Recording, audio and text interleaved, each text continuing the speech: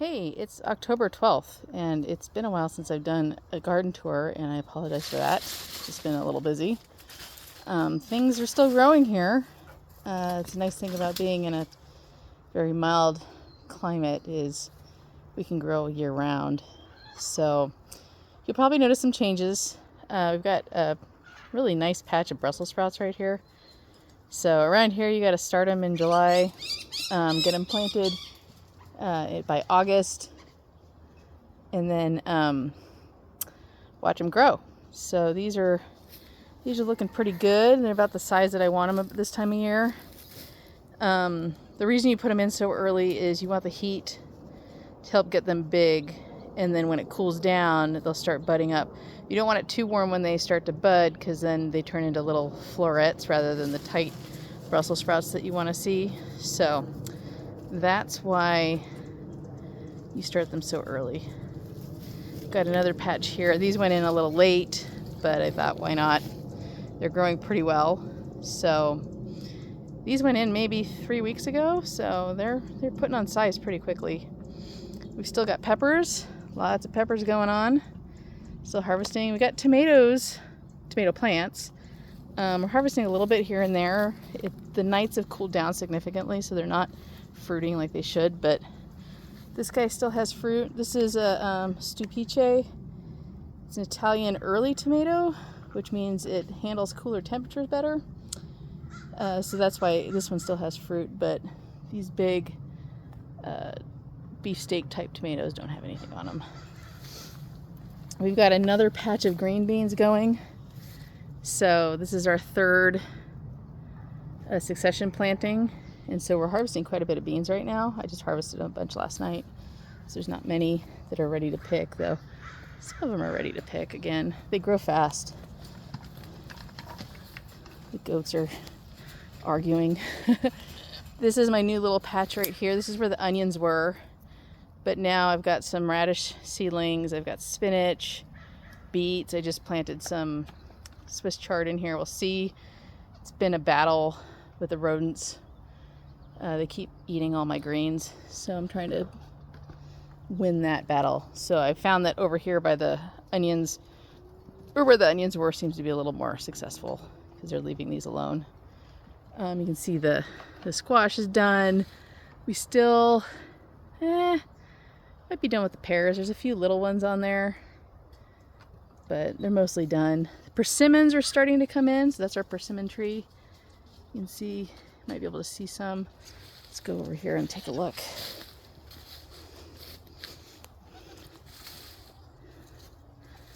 So you can see there's a little bit of an orange one right there. It's not quite ripe yet. So quite a few fruit on here. We'll see if we can beat the squirrels. That's always a gamble. And back over here, squash is still blooming, so I'm not going to argue with that. This is my new nasturtium bed, I guess, but really it's brassicas.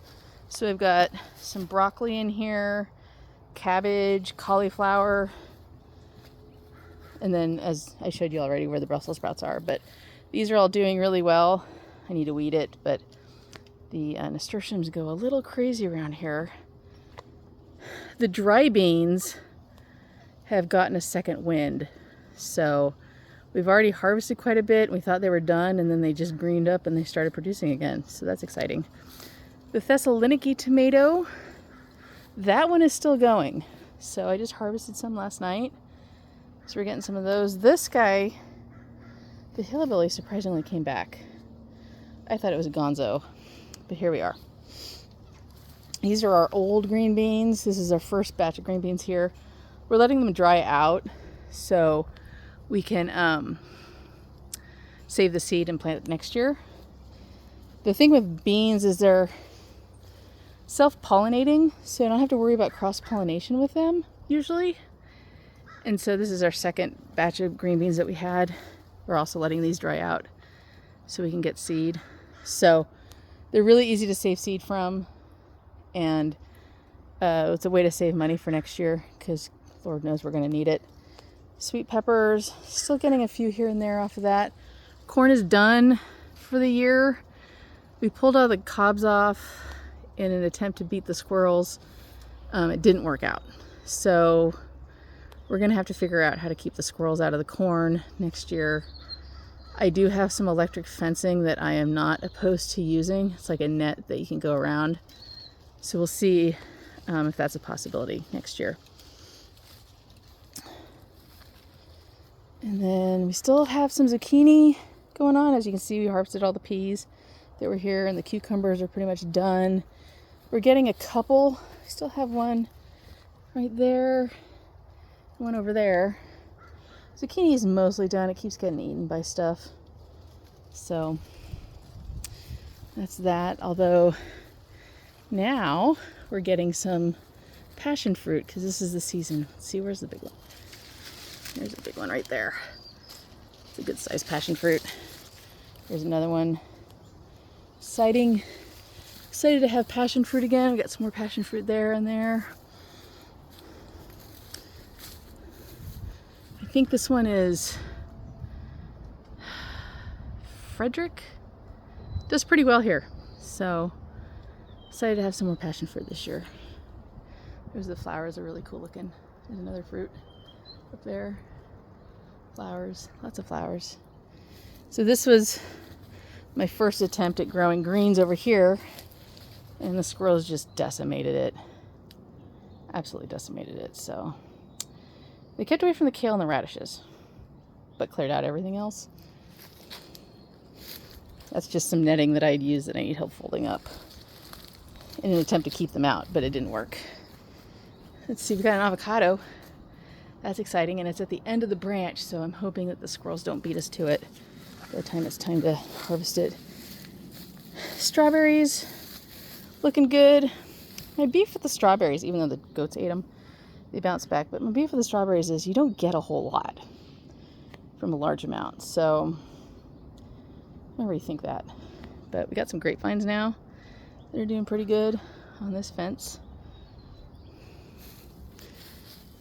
Let's see what else we got going on over here. I think that's about it. We got blackberries climbing up here. These are thornless, as you can see. So they don't taste the same as the wild blackberries, which were sweeter, but I'm not going to complain. They're thornless. Apples we've harvested all. Got lots of olives on the tree. We don't do a whole lot with the olives. The blueberries, not much going on with them yet. It's kind of the end of the season. Oh, let's look at the seedlings over here. So I started some onion seedlings earlier than I normally do because I wanted bigger plants to plant out. And here they are. This is my squirrel-proof solution, and it works pretty well. But so those are getting pretty big. Got more varieties over here, and then some more cruciferous vegetables. Got some bok choy, radicchio, more chard. So looking good. Anyways, oh, let's look over here. I'll show you. This is my banana tree, and it's putting up a little baby banana tree. So I'm excited about that. Anyways, that's the tour for this week. Thanks for following. If you like this, please like, share, and subscribe, and hopefully we'll see you soon. Thanks.